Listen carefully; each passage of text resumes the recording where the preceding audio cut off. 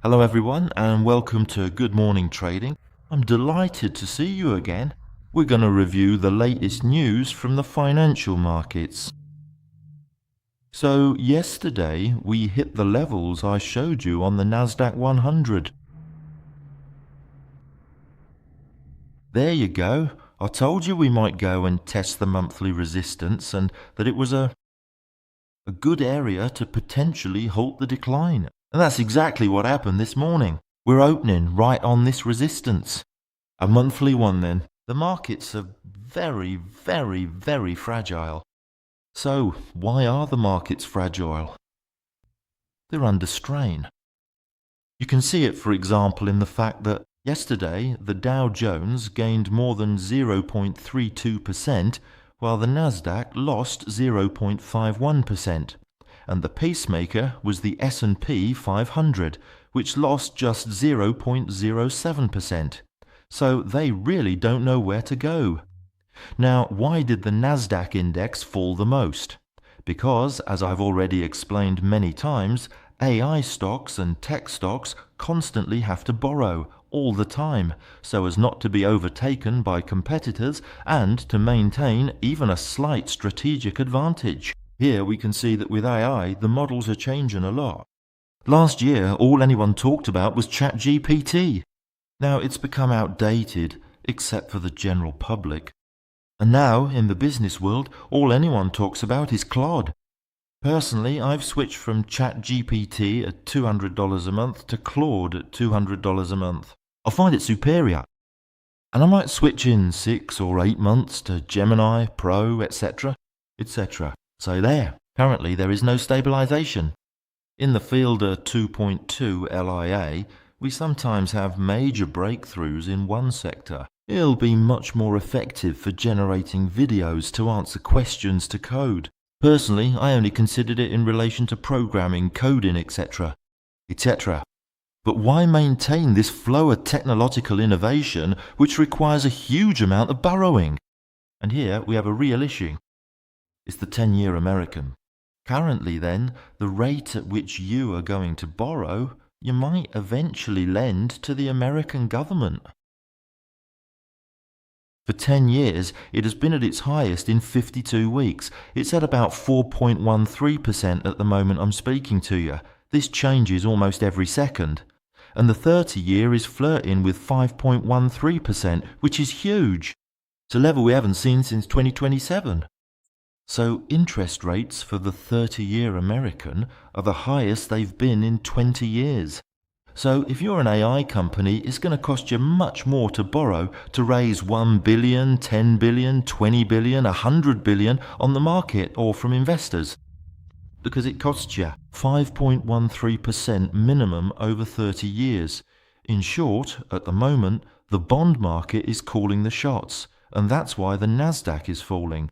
Whereas the Dow Jones, well, it's actually gone up, because industrial stocks, to put it very simply, the factories are already built, so they're much less sensitive to interest rates. Plus, you've got banking stocks in there, insurance, major consumer goods, and so on. So the Dow Jones, the oldest index on the American stock market, is holding up better because it's less sensitive to interest rate fluctuations. And so everyone is watching the US 10-year, the US 30-year. It mustn't take off. And believe me, Donald Trump is watching it too. So the hot topic on top of that is, of course, the WTI, which you can clearly see right here on the screen, where if we take a moment to filter the data, we can see that we are still comfortably above the $100 mark. So that is specifically for the June and July 2026 contract. So we are currently hovering around $103. It is not yet a complete disaster, nor is it a total catastrophe, but prices are still remaining at a notably high level. You can see quite clearly that we were about 10% higher at the very start, right at the beginning of the conflict, at the very start of April, but prices are still a bit elevated. So all of this essentially means that the market remains incredibly tense. We will now perform a detailed technical analysis of all the major indices. Now, the CAC 40 index did indeed drop quite low during the session, but it was eventually saved. It went all the way down to 7,854 points before recovering. It was saved during the session. We can see this nice rebound because there were rumours. Apparently, Washington was considering temporarily suspending oil sanctions against Iran. Now, this was quickly denied, but they took advantage of the effect. But it's just a rumour, so that means they might drop again on the CAC 40. So be careful about that. We're in a market that's full of rumours. We could shoot straight up north. If Donald Trump ever says he's not going to bomb, or if the latest Iranian proposal is a bit better than last time, or if he starts bombing, we could see a very volatile reaction. In any case, on the stock market, so in a zone, we're really on a minefield. You need to be careful every time you take a trade not to step on a mine. So above all, it's extreme caution. I'll quickly go through the rest for you. The DAX, same thing. Now, it had already rebounded before this rumour started circulating, a rumour which saved the CAC 40 a little bit. But it had started to rebound a little before. Why? Because it had been hit. The 23,700 level is a round number, it's a symbolic level, and generally with round numbers there's at least a bit of hesitation. What's interesting is that it mainly held above 24,000 points, so one to watch. And we can see that overnight, since the DAX futures trade during the night, it stayed at a decent level. It's slightly in the green, the Dow Jones on Monday, which lost the least yesterday, and even finished slightly in the green. Well, slightly, up 0.32%. That's still pretty good. It didn't manage to reach 50,000, it's above 49,500. There you see the friend of the S&P. If we drop back down to 49,500, it could hold up well. We had a touch here, a second touch, we broke through it, and then we saved it. So it could become an interesting support level to watch.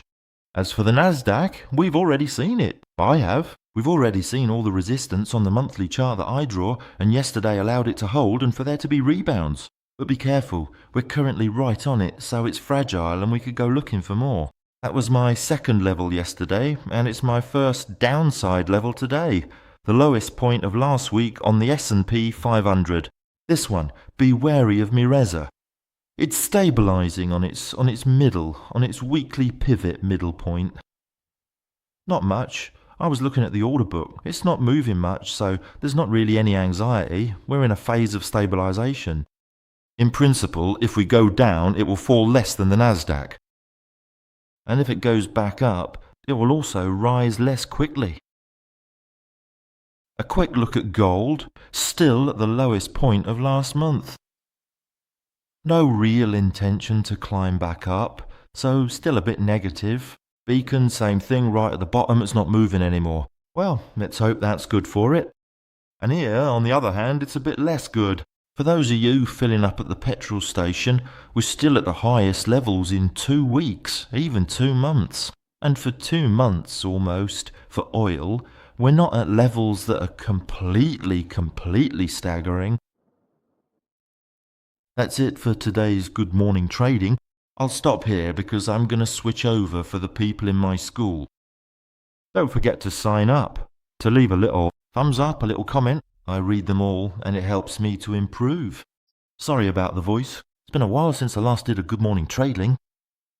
And as a result, my voice is croaky and I'm no longer used to speaking for such a long time. So send in your best, and then tomorrow my voice will be a bit better and we'll have found our rhythm again between us.